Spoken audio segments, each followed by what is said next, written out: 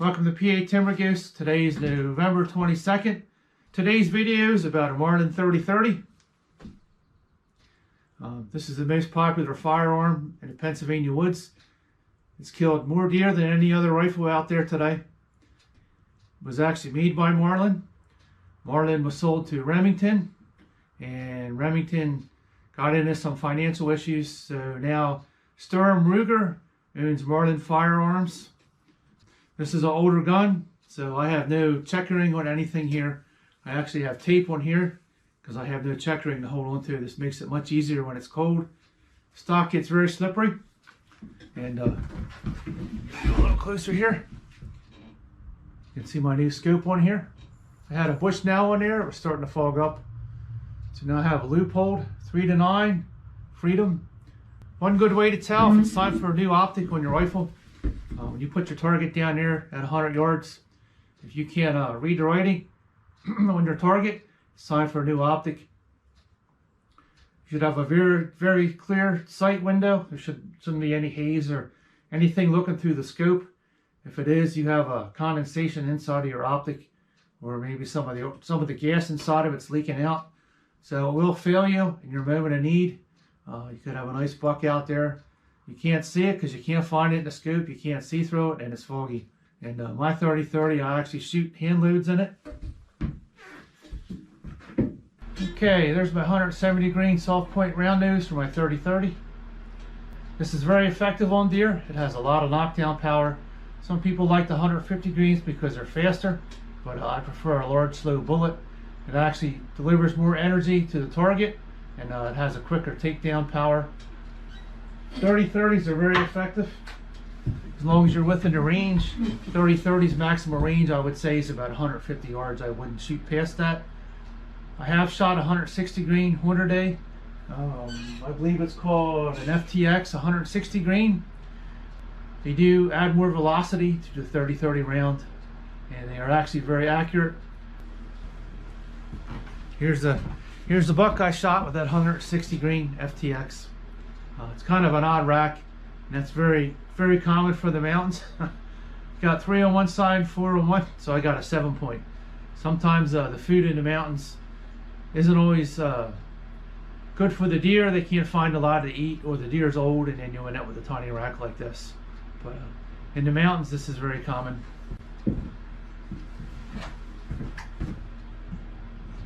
So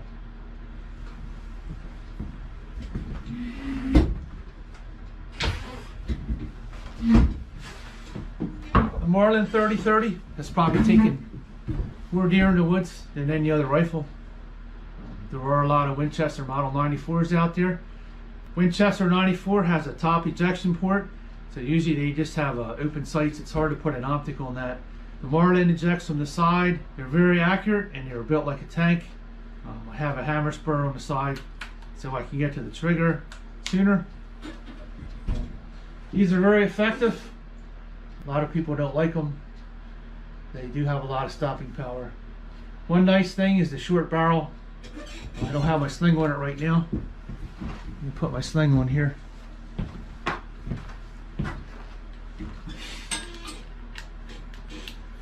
What's nice about this is it's very compact. You don't have a 24-inch barrel or a 22-inch barrel to carry.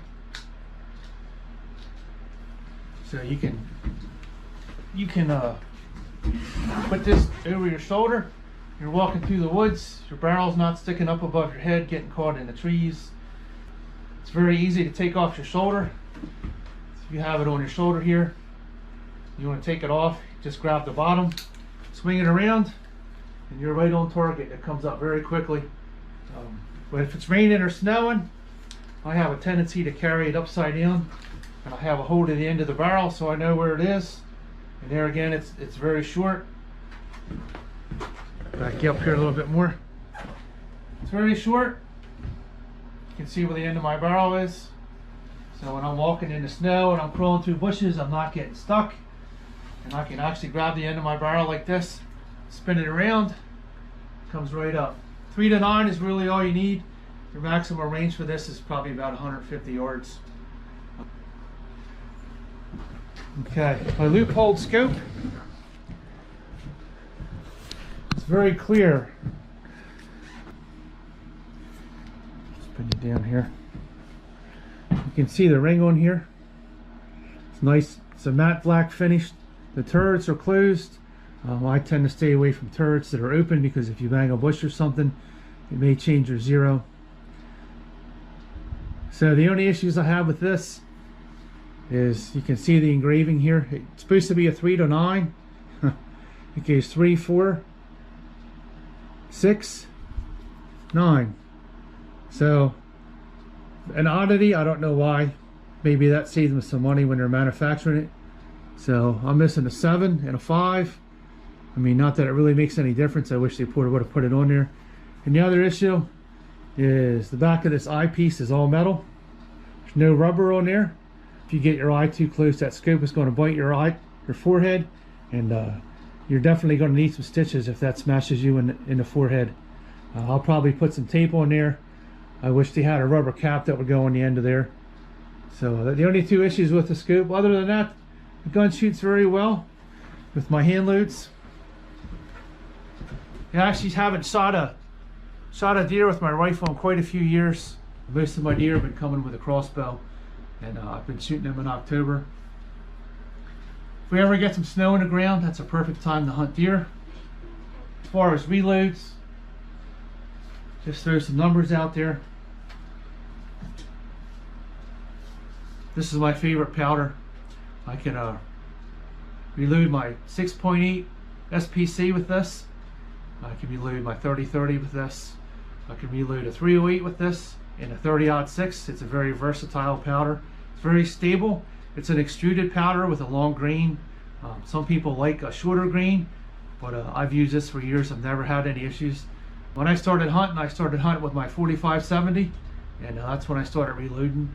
And I started with this for my 45-70, and I've never switched. I don't like different cans of powder all over my workbench. They get confused in different loads.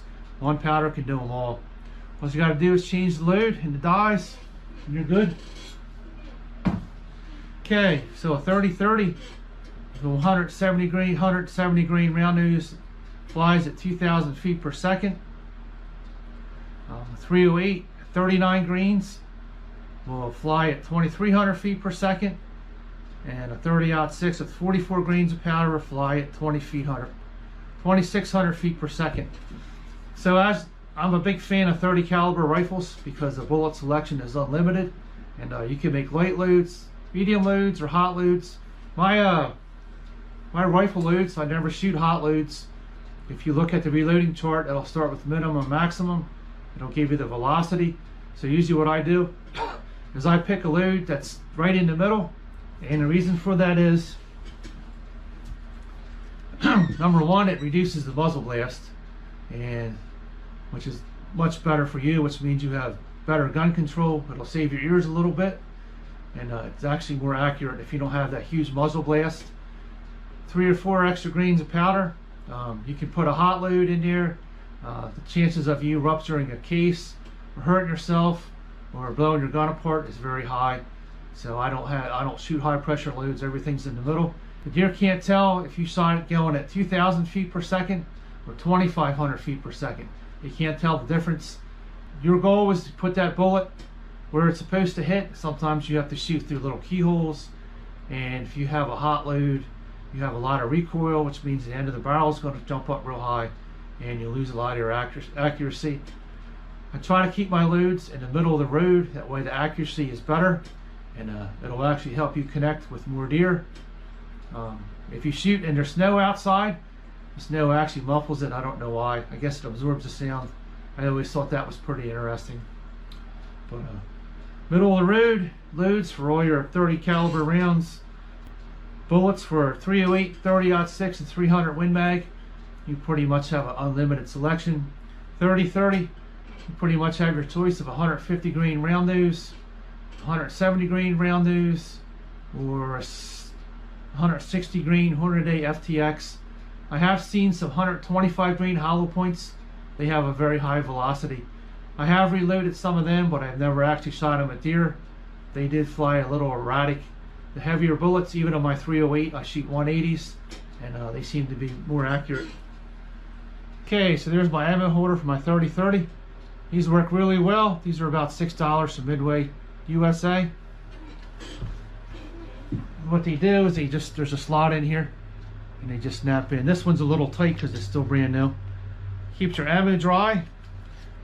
Keeps the tips from getting damaged. If the tip gets a little nick in it, I wouldn't shoot it because you're going to lose a lot of your accuracy. So that's my 30-30. If you're new to deer hunting, you have a young hunter in the family, this is the way to go. Marlin 30-30s are built like a tank. There's a lot of them around. Sometimes you can find them. There's a bug in here. Even as cold as it is in here, it's warming up a little bit. It was 40. So these are built like a tank. You can put a lot of rounds through this. It'll take a lot of abuse. As long as you keep it clean and oiled and rust free, this would be my choice over a 5.56, which is basically a 2.23. And like I said, if you hand load, you can shoot 125 grain bullets or 150. You can adjust the load so you don't have a lot of recoil if you have a recoil sensitive shooter. But even 170, the recoil in this isn't bad. You don't get a lot of muzzle blasts. It's extremely accurate. This gun's been around the barn a few times. There's a lot of nicks in this, being hauled up and down in the tree stands. There's nicks in here. There's nicks in the stock. Scratches on here. I have a little bit of every kind of damage you can think of on this gun. Hit that subscribe button, and thanks for watching PA Timber Goose. I'll see you in the next video.